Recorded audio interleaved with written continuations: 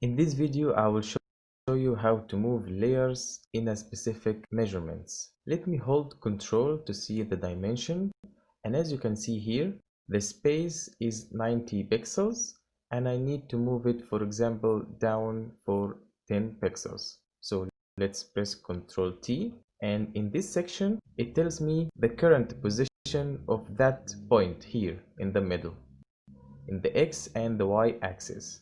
X move it right or left, and Y moves it up and down. And since I can't use undo here because I have committed the number, so I have to press escape and start all over again. So be careful. And now I want to move all the group 10 pixels down, so the position of that point doesn't matter to be up or down, right or left.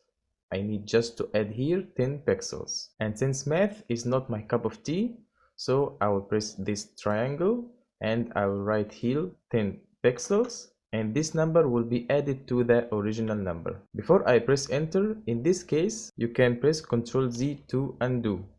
But after committing and press enter, you can't press undo.